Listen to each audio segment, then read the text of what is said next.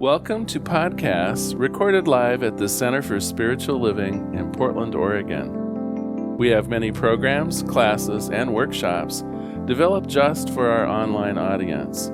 To find out more, go to our website at cslportland.org and look under the Online tab. Our mission is to open hearts, ignite minds, and make a difference. If you'd like to support our center and its video podcasts, you can donate online at cslportland.org/donate. Allow us to become part of your extended spiritual community. Wherever you are on your spiritual journey, you are most welcome at the Center for Spiritual Living.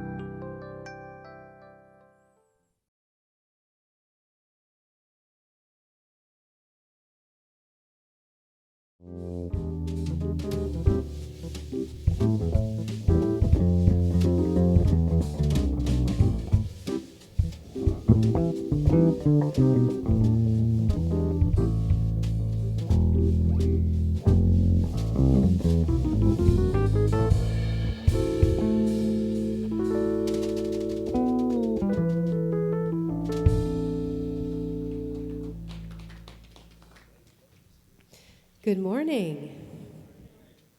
Wonderful to see you all this morning. We're going to start with our opening song, The Light of the Spirit. I invite you to stand if you'd like to.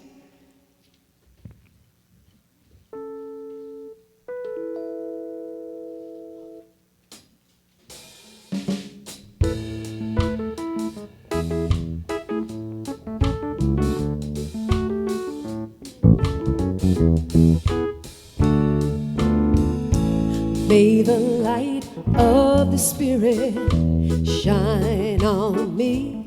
May the light of the Spirit shine on you. As God's grace and love this make a brighter world. May the light of the Spirit shine on. Let's do that again. May the light of the Spirit shine on me. May the light of the Spirit shine on you. As God's grace and love make this a brighter world. May the light of the Spirit shine on, shine on, shine on, shine on, shine on, shine on, shine.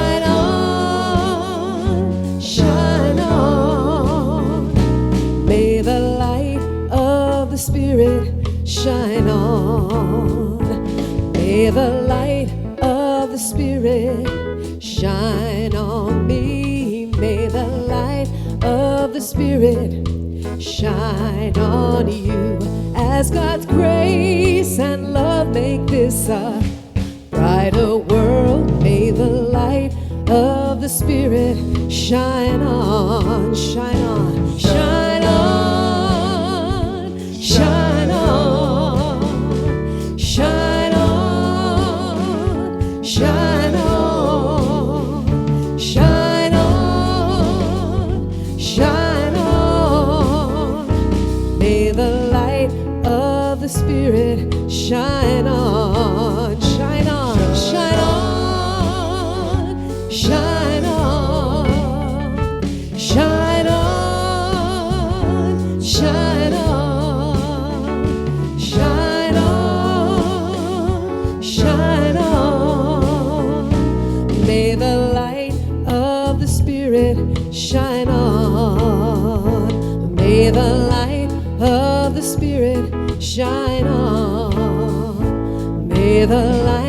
of the Spirit shine on.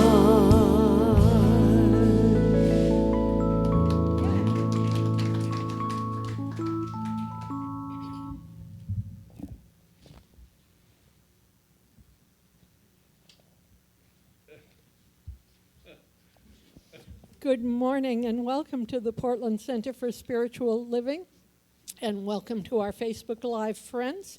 We are a science of mind community that teaches spiritual principles to transform your life and make the world a better place.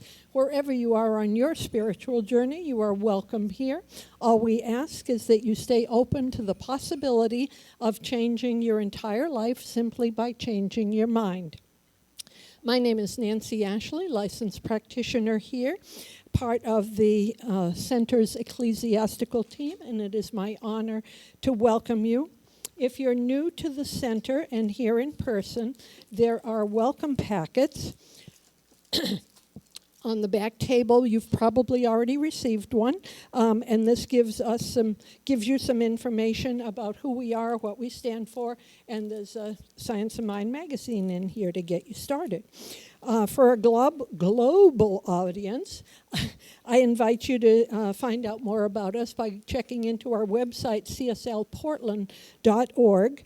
Under the About Us tab, you'll find a lot of information about who we are, what we stand for, and how we might serve you. The website also gives some details about activities at the center. So everyone's invited to visit our website, where you can go to sign up to receive email subscriptions. And on the home page, scroll down on the right-hand side, there's a space to sign up. Put in your name and your email address, and you'll get started. So we have three options. The weekly email listing of our events and services usually comes out on Tuesday, and it tells you everything you need to know. It's wonderful with all the Zoom links and everything else. Second is our free program called 365 Ernest Holmes, and you'll receive a daily Ernest Holmes affirmation sent directly to your email box, and a lovely background picture with some reflective material presented by Reverend Lauri with a quote from Ernest Holmes. And you can enter your birth date, don't need the year, and you'll receive an email, an e-card, and a gift on your birthday. So these are all lovely things to get signed up for and be part of our service here. Our Sunday service is here in person. We do have some congregants here. It's nice to see some people here. And we're also on the Facebook Live at 11 a.m. every week. We also have a YouTube presentation that comes out Sunday night or Monday with the entire service on it, all of the music and everything, so that's lovely. Or you can listen to a podcast that I think is just the talk, isn't it? Yes, that's available on our website also. Our regular Monday night meditation that has been going on every week now since the pandemic started. Wednesday night, what did I say? Monday. Sorry about that. Let's start again. Our Wednesday night meditation on Zoom at 7 p.m. Pacific Daylight. Pacific Standard Time. See, it says daylight. This week, licensed practitioner Kate Barrett is leading the meditation entitled Winter Solstice, Let Your Light Shine. And tomorrow actually is the solstice day. We also continue with lunch with Reverend Lauri on Friday, and he's been doing this faithfully every week, too, since the pandemic started, 11:30 a.m. Pacific time on Zoom, and lunch is optional. There's a nice time to do a little socializing and also to get a little spiritual connection there. So we have online Zoom groups for our social justice book club, and I'll just say that because it's on the first Saturday of the month, that would be New Year's Day. We are not doing it New Year's Day, but we are doing it January 8th. So please consider that. And we have our 12-step program for women, which we are doing on Saturday morning, Christmas morning, and on New Year's Day, since we figured nobody was going to be hung over in our 12-step group anyway. So we're doing that. So we're doing that on New Year's Day also. So, and everyone is invited this Friday. Christmas Eve is a very special program. Friday night at 7 p.m., our Christmas Eve special with music, readings, and candle lighting. Reverend Larry will be the host, and the entire Steele family, which you know LaRonda. Mark is her keyboard player, and then you've met both Lauren, and Sarah here at different times, so they will all be here for the Christmas Eve special. And it will be here in person and on Facebook Live. The last Sunday of the year, which is next week, will be our Golden Bowl ceremony, guiding us through releasing 2021, and I think we're probably all ready to just get rid of 20 and 21, if we can even remember which was which. And affirming our positive intentions for 2022. And join us in person and on Facebook Live at 11 a.m. for this service. And I think you'll find that the way that we do the Golden Bowl is a little bit stronger than just doing here's a New Year's resolution. So this will be a chance to really set an intention and have it affirmed. So we also are still doing our word ministry, and some of you have seen these other weeks. This is, you can order yours online, or if you're here today, you certainly can get them on the homepage of our website, or they're at the back of the sanctuary. The cards are only $3.50 and make great stocking stuffers or New Year's Eve presents. So there's a word here for you to meditate on and just know all through the year that this is going to be very special for you. So I'm going to ask Reverend Larry to come up and talk about our educational program. Thank you, Nancy. I appreciate it.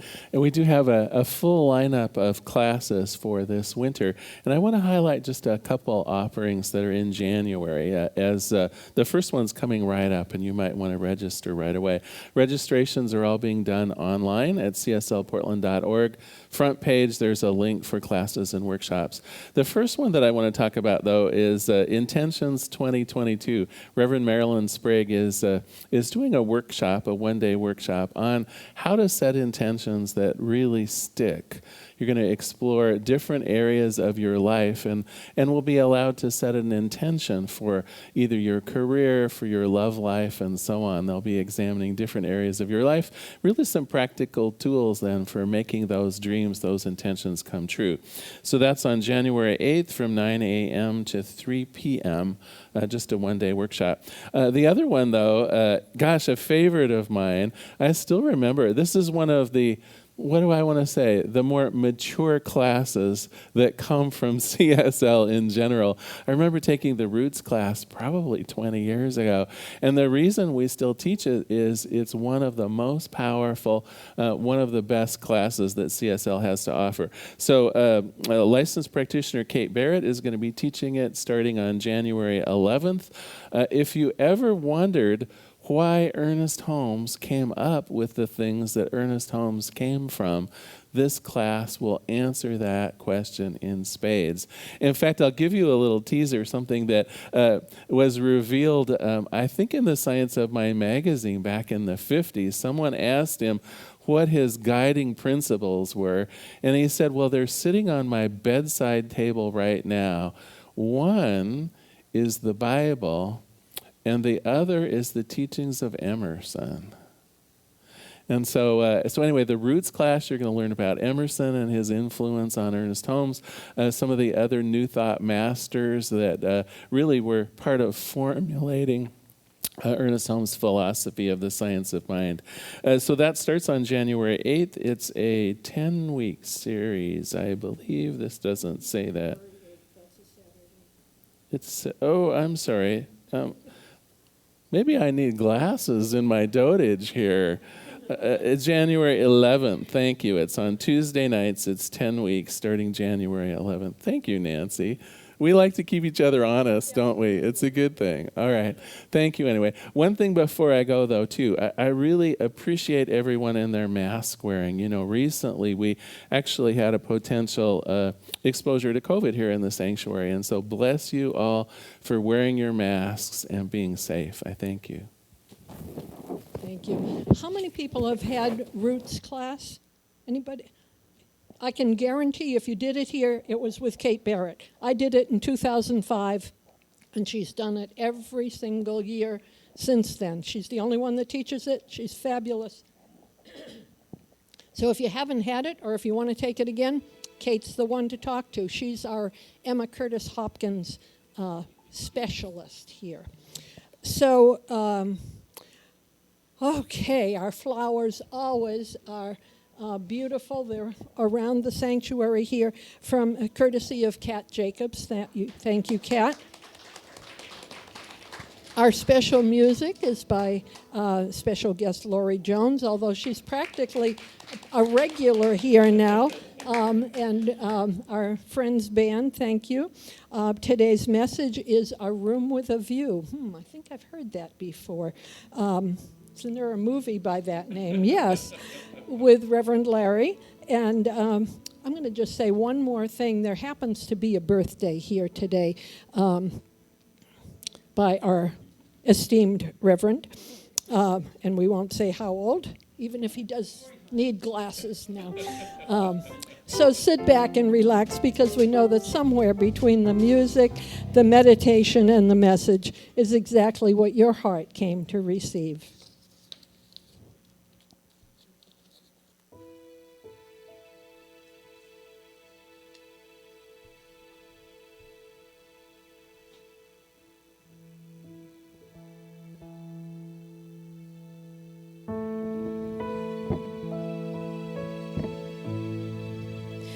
It is not I,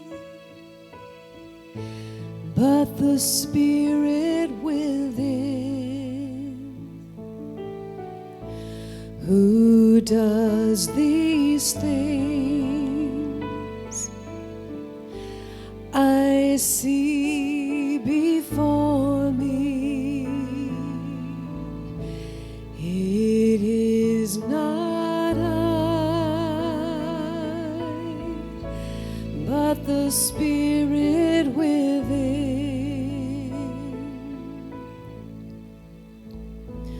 Oh, glory to God.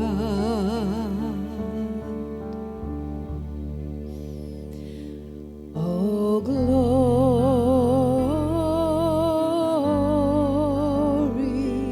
to God. It is not I, but the Spirit within, who does these things. I see before me. It is not I, but the Spirit within.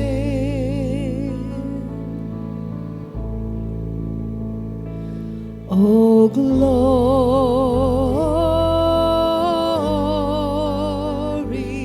to God. Oh, glory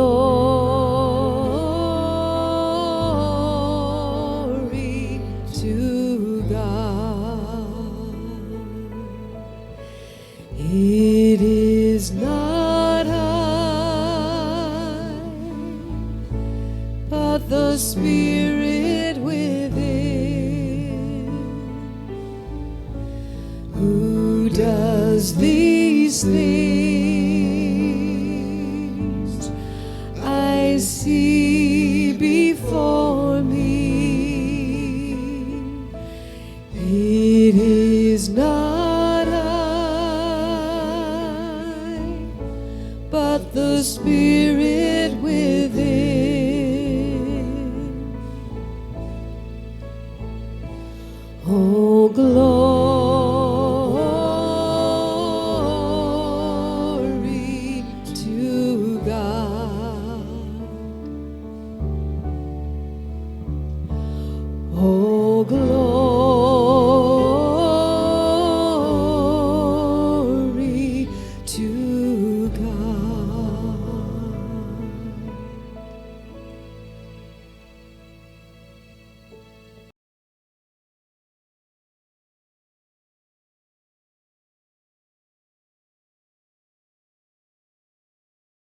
there is only one power, one presence, one essence that is the source of everything. All of the divine qualities of spirit are present everywhere, in every part of the universe, in everything, every person, place, and thing. There is only this one essence, and it is infinitely positive, loving, peaceful, unified. And I know that it is, as it is everywhere, it's in me. I am a divine expression of that oneness. I am a unique manifestation of spirit. And as that's true for me, I know it's true for every person here and every person hearing me, that we are all one in spirit, and we are all fully imbued with all of these divine qualities. And so I claim and affirm for us today that we are so grateful for being here, for being part of this service, for being part of this community. And I know that the truth of our being is that we are love, we are loving, we are loved, we are unified, we are peaceful. We bring all of this truth to our forefront to know that we are expressions of the oneness, and that we are the truth, the abundance, the joy. All of these qualities are fully present in us and expressed by us as we consciously think about who we are and what our job is in this life. We know that as we are mindful, we can recognize when those thoughts go through us that may be less than the truth, less than loving, that we are always able to change our mind and change our lives, that the truth is available to us always, the ultimate truth of our being. And so I just give thanks for this. I give thanks for knowing that all of these divine qualities are available to me and to each one of us, and that we can tap into them always, at any time. And so I just give thanks for this, and I release my word into the action and activity of the law, knowing it is already done. What we claim and affirm, the law of cause and effect, is manifesting right now. And so I release it, I let it be, and together we say, and so it is. And as we go into a few moments of the silence, I just invite us to think about the truth of our being. Who am I? What is mine to do?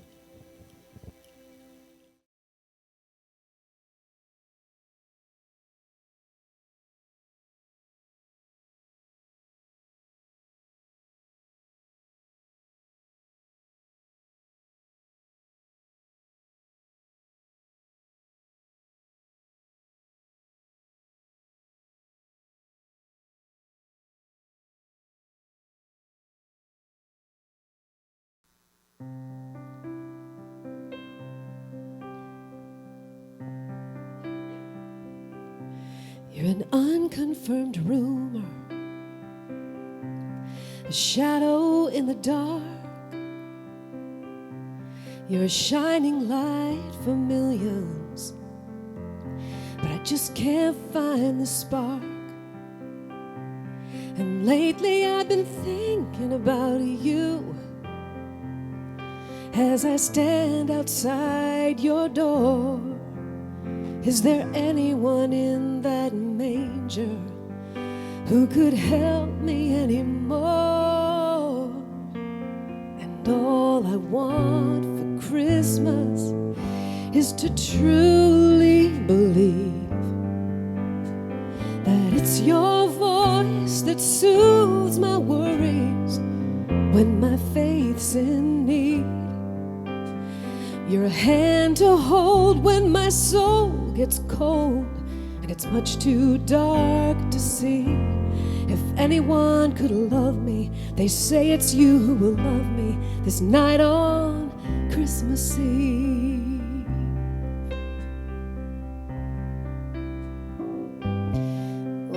never been an angel, but I'm not the first to sin. This time of year gets lonely. Do you think I could come in? 'Cause lately I've been thinking about you, and I wonder who you are. Can I forget what I believe in and start following your star? And all I want for Christmas is to truly believe that it's your voice that soothes my worries when my faith's in need. You're a hand to hold when my soul gets cold and it's much too dark to see. If anyone could love me, they say it's you who will love me this night on Christmas Eve. And I'm tired of being so tired and scared, so hungry and alone. I think I hear a shepherd calling me home. And all I want for Christmas is to truly believe that it's your voice that soothes my worries when my faith's in need. You're a hand to hold when my soul gets cold and it's much too dark to see. If anyone could love me, they say it's you who will love me. If anyone could love me, they say it's you who will love me this night on Christmas Eve.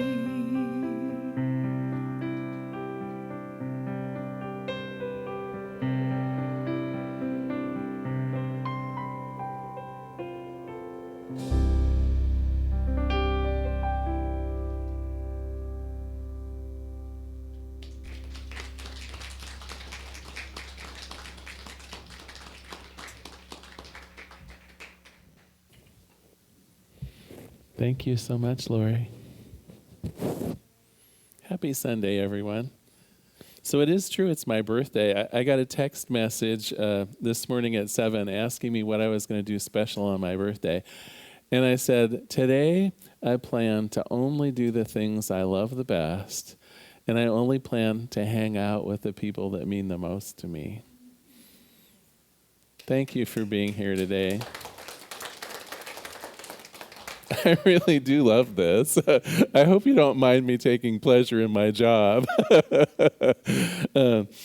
So anyway, this week we're finishing up our work in Humankind, Brad Aronson's book, with the idea of kindness as being both a spiritual principle and a spiritual practice. Today we're taking a kind of a little bit of a detour, though. It's interesting. I had to think about it in my own mind. How does this specifically relate to a spiritual principle? And we'll get there in a little bit. But the idea, I think I should describe best by explaining the first trip that I ever had with my first boyfriend. So my first boyfriend had a friend that was in the travel agency business at the time, and he planned a lovely vacation for us to go to the Bahamas and stay in one of those fancy beachfront hotels. And I have to say, I was a little bit wowed by even the prospect of it. Although I'd been out of the country before, it's like, does Canada count? And anyway, it just seemed pretty fabulous to me. So we get there, and long plane ride and shuttles from airports, and the hotel. Oh my gosh, you would think you were showing up at, I don't know, Cinderella's castle or something. I mean, it was one of those beachfront properties that, you see them in magazines all the time. It was fabulous. And so we're ready to check into our ocean view room, and we're checked in, and they take us up there, and well, it was interesting, the idea of it being an ocean view room. Let me just put it that way.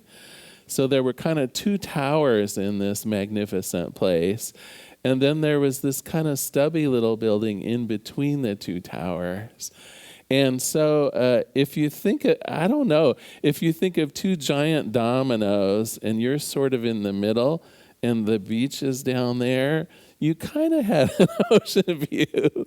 And my partner at the time was so upset. My boyfriend was so upset. We're paying X amount of money and it's supposed to be an ocean view. And, what kind of treatment was this? And oh my gosh, he stormed out of the room down to take care of things. But I'm looking around and this was actually a really nice room. One of the things about this funny stubby, what probably originally was the real hotel that was built maybe in the 40s or 50s, and then they put the towers up, the room was big. And it had a giant balcony. I mean, it had a balcony that was almost as big as the room. And the first thing that I noticed, too, we were away from the world's noisiest elevators. Those two towers had banks of elevators that made the most amazing noise. We were nowhere near that. And so while he's gone, I'm thinking, this is actually kind of nice. Well, long story short, we ended up staying in that room. As it happened, there weren't any of what they called the premium ocean view rooms, right? So there was actually a different class of room. There were ocean view rooms, which was ours, and there were premium ocean view rooms, which were in the towers.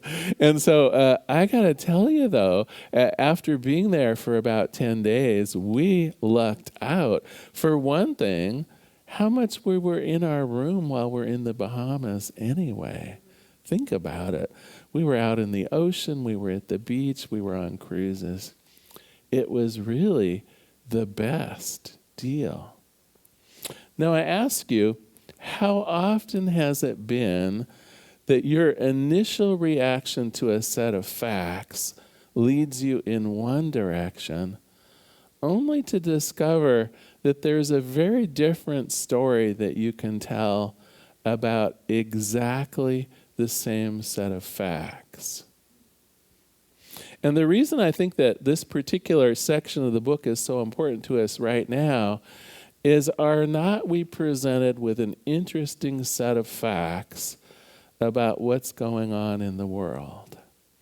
Facts of viruses, facts of quarantines, facts of political unrest, facts of violence in our own city, facts of, gun shootings. And I mean, the list could go on. I could, if I wanted to do the bad news story instead of the good news story, I might be here longer today than my normal talk, right?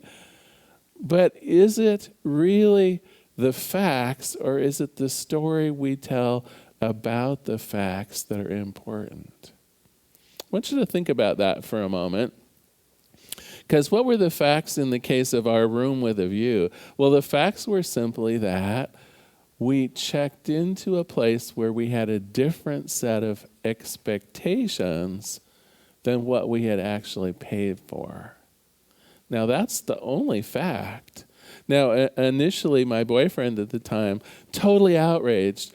We've been cheated. We've been bamboozled. We've been, right? But that actually wasn't even the fact. If the travel agent had paid more attention to the room descriptions and things like that, right? The hotel wasn't hiding anything. There wasn't some conspiracy here. It was just something that happened. Our expectations were one thing, and the reality, the facts were sort of different. It was us that got to choose how we were going to tell the story about it. It was us. Once we had kind of, no, wait a minute, what are the facts? The hotel isn't being dishonest. We're not being treated in some unusual or sneaky way. Once we dismissed the old story, gosh, we had lots of options to us. If we had wanted to pay more and upgrade to one of the deluxe ocean view rooms, we could have, right? We had options here. We were not forced to be in some substandard room. And as soon as we began telling a different story, how quiet our part of the hotel was, how large our room was. We had a sofa in our room. None of the tower rooms were large enough to have a little sitting area. It was like we were in a little suite. And it was sweet as soon as we made that little shift in our head. So today, of course, what I'm talking about is the difference between the facts and what we tell ourselves, our story. We all have that option of a room with a view. We all have that option of the good life, and it's often separate from actually what happened. Now, this was a year when a lot of what I would say negative things have happened, and I'm not trying to gloss over the negative impact of some of the things that happened this year, but what's the story we're telling about it? What's the availability of maybe reframing this picture a little bit, of seeing the nice view despite some of the facts around it? Well, I think it's time for my joke. Whoops, wait a minute. This would be the joke. So circa 1850, Brazil had large stretches of untouched land. Remote locations and outposts were used to trade with some of the local tribes. Two salesmen, shoe salesmen, left Rio de Janeiro to do some exploratory market research up the Amazon River. Both were adventurous, but they represented different companies and had very different approaches to sales. Shortly after arriving at the first outpost, one of the salespeople sent this telegram to their company: "Returning on next boat. Stop. No opportunity here. Stop. Natives don't even wear shoes and no interest. Stop." The other salesperson, however, sent this telegram: "Urgent. Stop. Send any back stock you have, all sizes. Stop. Natives are barefoot." Same set of facts, right? But someone saw an opportunity where someone else saw a limitation. Well, I'd like to share a game with you, if you don't mind. And it's right out of the book. For those of you who have purchased the book, you'll recognize this. And I think it actually, well, they don't portray it in the book like a game, but you know me, I'm kind of fun-loving. And I think we could almost make a game of this. So I wrote down some of the things that I felt about this particular year, and I'll start by sharing those with you. First of all, I felt like I was trapped for months. It felt, especially at the beginning of the year, like to go out represented some strange danger in the world that I was unfamiliar with. Now, think about it. That was back before I could get vaccinated. That was back before we knew a lot about the pandemic and COVID-19. It was back in a time when arguably it was more dangerous to be out. And so one of the things I wrote down was I felt trapped for months.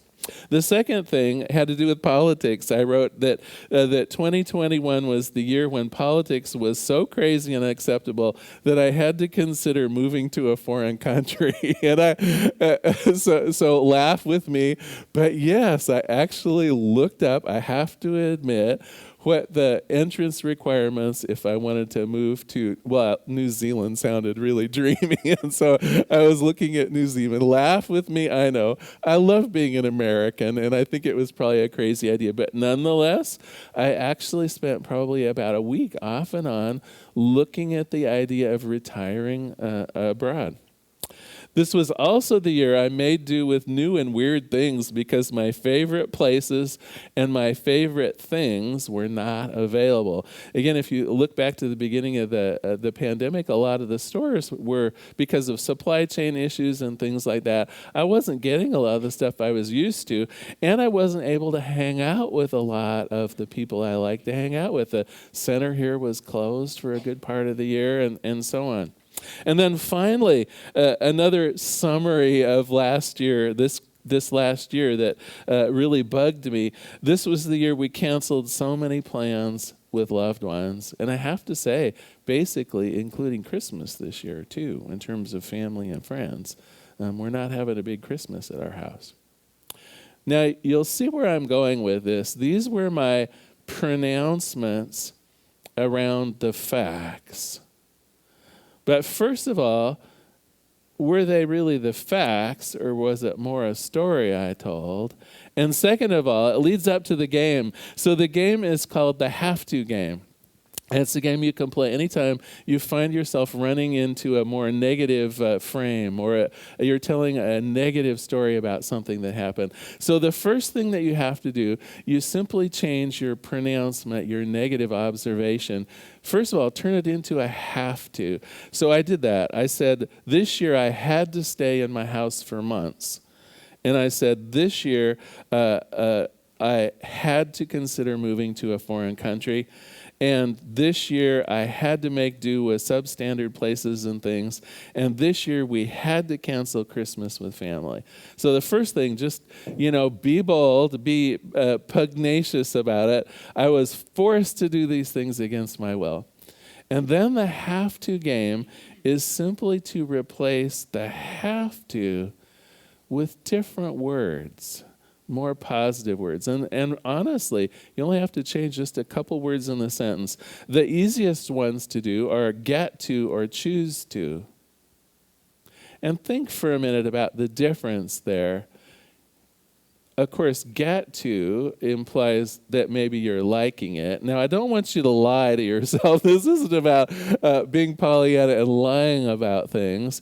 But if you really think about the facts, sometimes it is a get to, right? Think about some of the chores we do around the house. I have to do the dishes every night. I have to do the laundry once a week. I could actually say get to. I actually enjoy my time in the kitchen. And although I wouldn't say doing the dishes is my favorite part of it, my favorite part of it is the cooking and the eating, I have to admit. But nonetheless, it comes as a piece together. And I pretty much enjoy the whole experience. I really can flip that one to, I get to do the dishes every night. I get to cook, I get to eat, I get to be with my family during the meal, and I get to make the kitchen nice again to use the following day. I get to do those things. That's an easy one for me to switch. But let's say it's something where, no, Larry, you're not going to talk me into saying I get to do that. You're not going to talk me into saying I get to do something that I don't want to do. But what about I choose? Do you see how changing it from I have to, that makes me a victim, that makes me at the brunt of society or someone else? But the fact that I choose to do the dishes, the fact that I choose to live in America even when the politics are crazy, the fact that I choose to do what's necessary to keep myself safe when there's a pandemic running rampant, do you see how empowering that is? I could choose not to. It really is my choice. I'm choosing to because I know it's better for me. I'm choosing to because I know it's safe for myself and for other people. I'm making choices that are educated. I'm not being forced into doing something. I always have a choice. And so that's the have to game. Let me run through my list really quickly here, and we'll see if I think it even just sounds better. It sounds more empowering. It sounds like I have choices. It sounds like I'm here for the long run, not some miserable little person that can't make choices or that's trapped. So the first one, I was trapped for months. And I changed that to I had to stay in my house for months. There's the I had to. And then I switched it to this. This is the year that I wisely chose to limit my trips outside of the home. What do you think?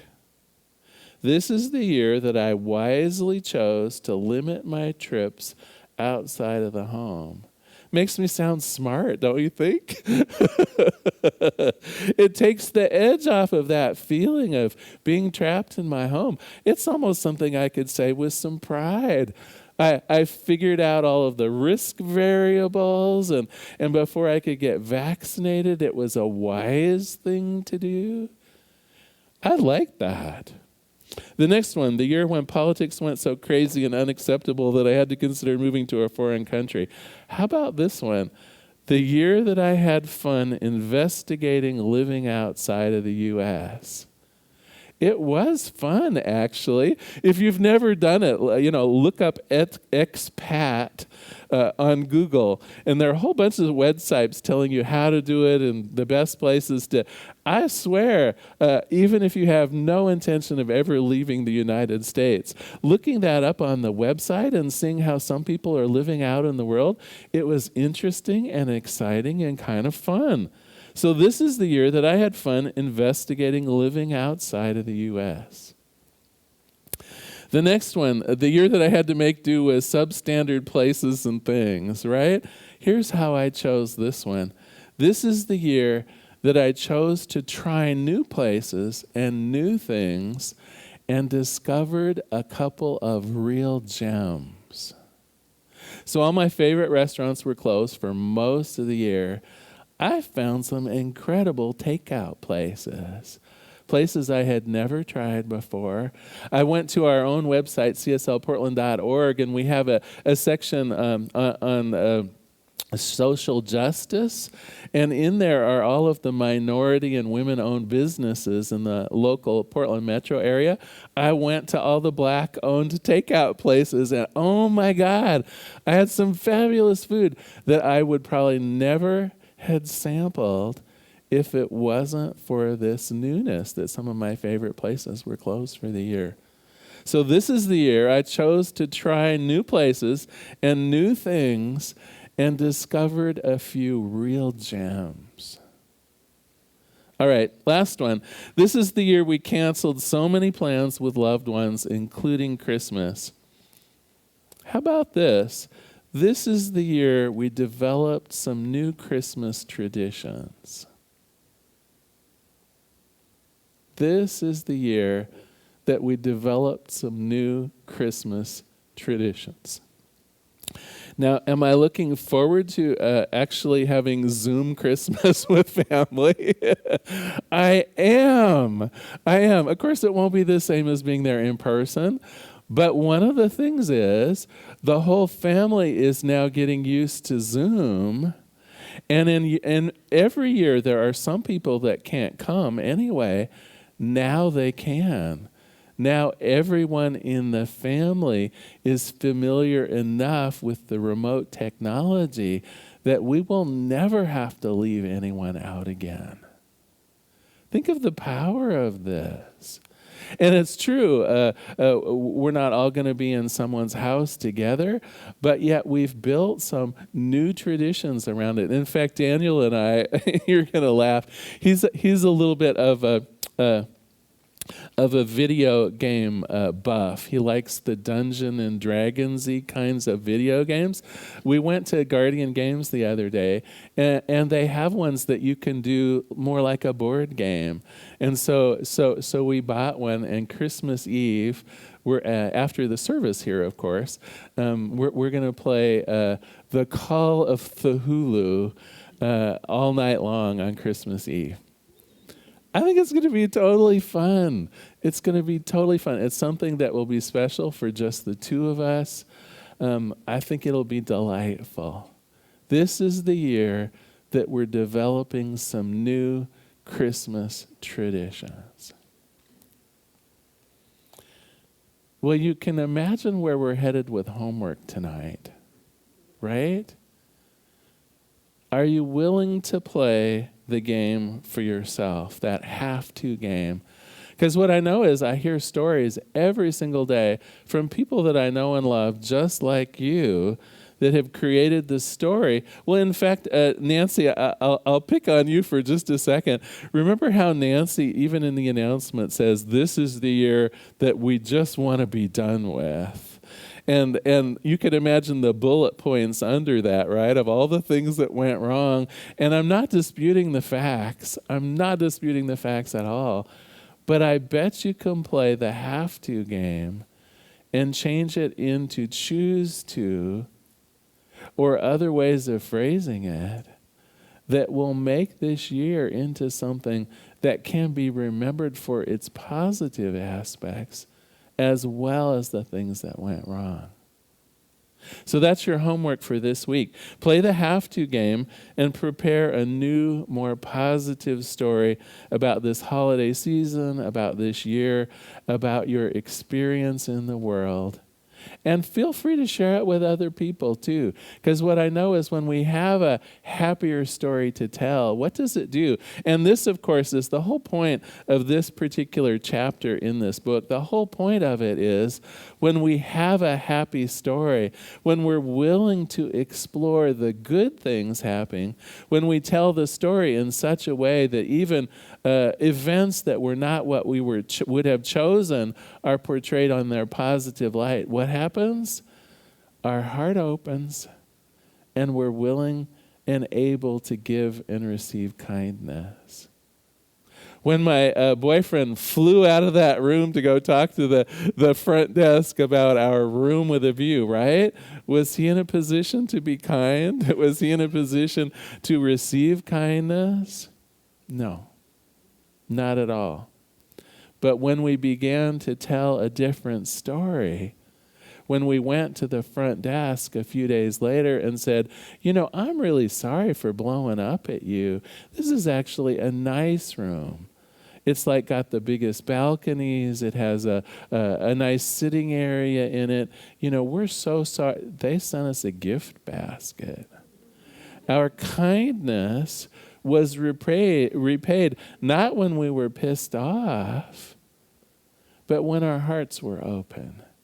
When your heart is open, when you're seeing the good life is, of course, returned to you. So I'm going to close today with a final quote from Humankind and a Prayer. He says, studies show that when we see the positive more often, we're happier and we're kinder to ourselves and to those around us. We're also much more likely to see opportunities and solve problems. Researchers have found, for example, that physicians, students, salespeople, and toddlers perform better when they have a positive attitude. Luckily for us, we're not locked into a way of viewing the world. We can simply choose to see things more positively. Let us pray. There is one power, one presence, one life, one joy.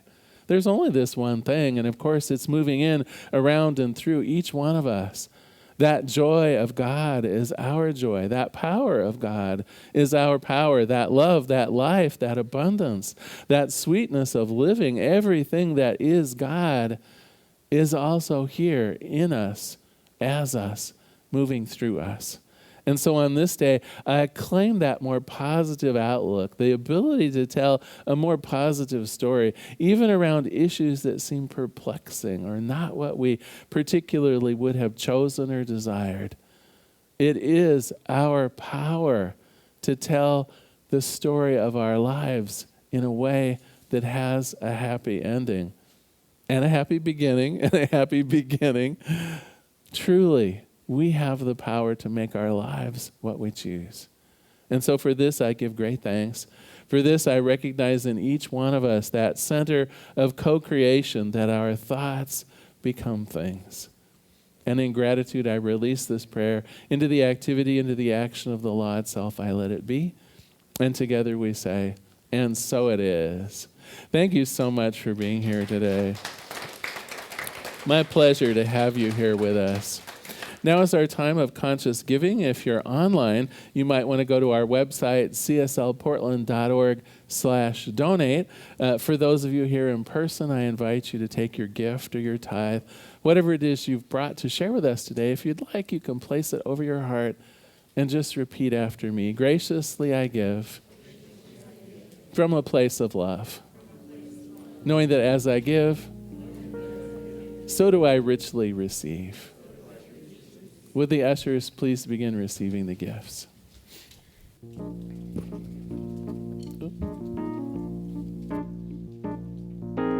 More than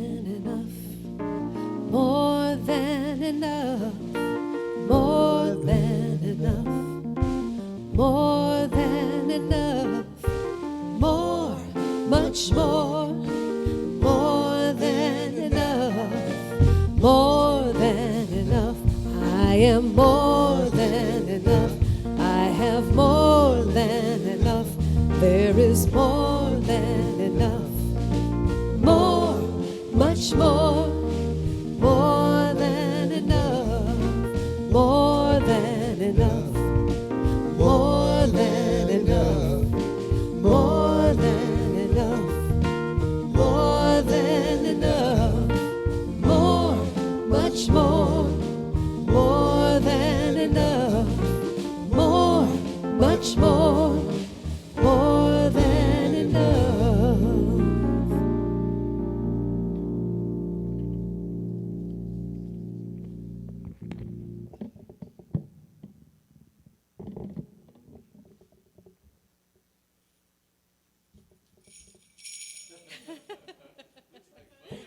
It is.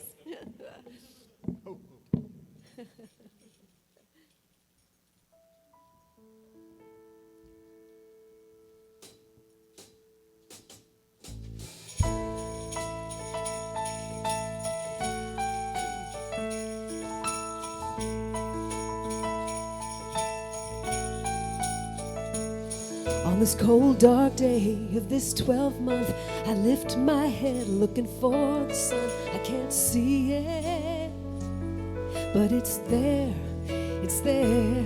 One beating heart, one smiling face, one hand to hold, one warm embrace. Can you feel it?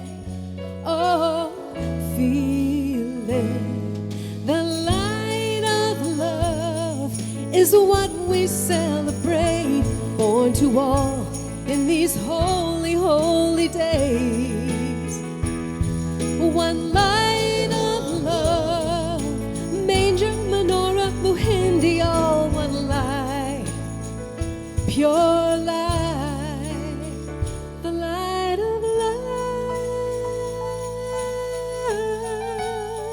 the light of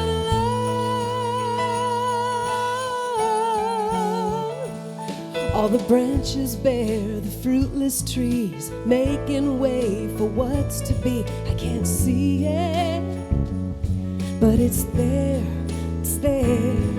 A bright new sun, a brand new life, rising up just beyond my sight. I'm believing, oh, believing. The light of love is what we celebrate, born to all in these holy, holy days. One light of love, manger, menorah, muhindi, all one light, pure light. The light of love is what we celebrate, born to all in these holy, holy days.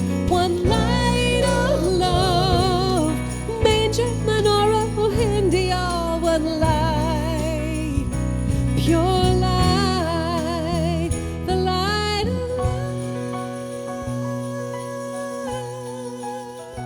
the light of love,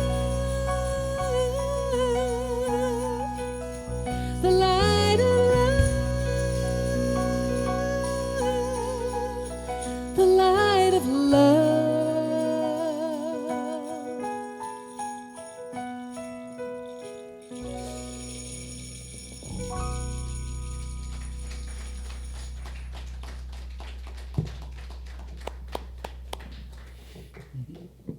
Yeah, come on up and we'll bless the offering. I've been told I'm not allowed to stray very far. So you have to come to me. On behalf of the Portland Center for Spiritual Living, I receive these gifts with great love. I know that our vision of a world that works for everyone and that idea of personal empowerment, I know as we pay our bills, as we make gifts to other nonprofits, truly this circle of love expands in the world. I'm grateful for this. I let it be, and so it is. Thank you, Nidhi. So just the quickest of reminders about Christmas Eve. We're going to have a lovely candle lighting service. The front of the stage here will be decked out with some boughs and places for people to light individual candles. The Steele family, oh my gosh, we had them for Christmas Eve last year. If you missed it last year, shame on you, but don't make that mistake again. And of course, for those of you who don't want to travel, there could even be snow on Christmas. It could be a white Christmas this year. Check us out, of course, on our Facebook Live broadcast as well. Either way, you won't want to miss Christmas Eve here. And then the following Sunday, just a couple days later, we'll have our Golden Bowl ceremony where we'll be able to individually acknowledge your intentions for 2022. We're going to change that story about what 2021 was and set some positive intentions for 2022. So look forward to seeing you all either in person or online later this week. Thanks so much for being here. Actually, you know, we've been talking about whether or not to do a benediction and holding hands and standing up and things like that. How about if we do a benediction but not worry about the holding hands part of it? How does that sound? I think, you know, part of the pandemic is we get to renegotiate some of our old traditions with one another. I sort of love doing the benediction, but I recognize there are safety concerns about the touching part of it. So let's go ahead, but no pressure, no idea of holding hands. Let's give that a try and see how it feels. Are we in on it together? All right. So if you'd like to stand and just repeat after me, something wonderful is flowing through me right now. It is this thing called life. Life is in my mind. Life is in my body. And life is in my affairs. I think it. I feel it. I expect it, and I am it, just the way that I am. Please know with me that you are never alone. If at any time during the night, when forgetfulness crumbs upon you, I simply invite you to go within, and on that altar of the Most High, recognize that you are so loved. And in gratitude for this certainty, I let it be, and so it is.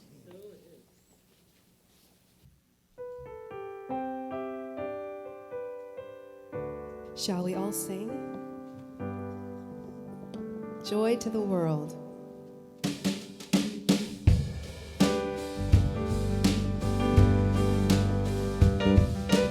Joy to the world, the Lord is come. Let earth receive her King.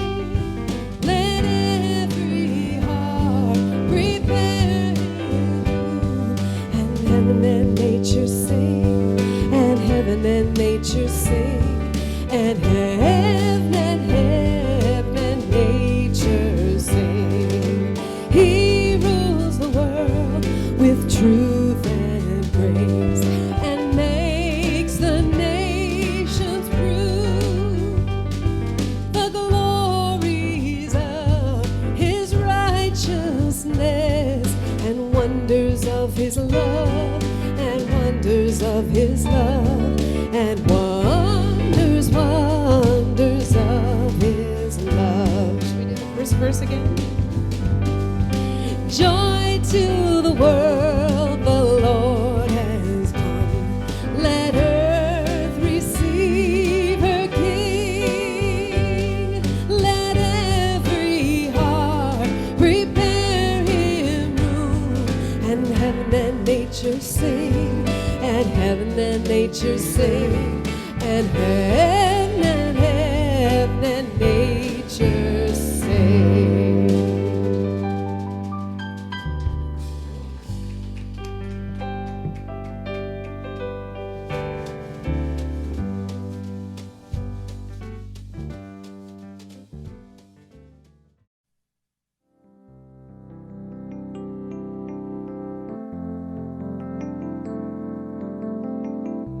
If you happen to be in the Portland, Oregon area, we'd love to have you visit in person. The Portland Center for Spiritual Living is located at 6211 Northeast Martin Luther King Jr. Boulevard.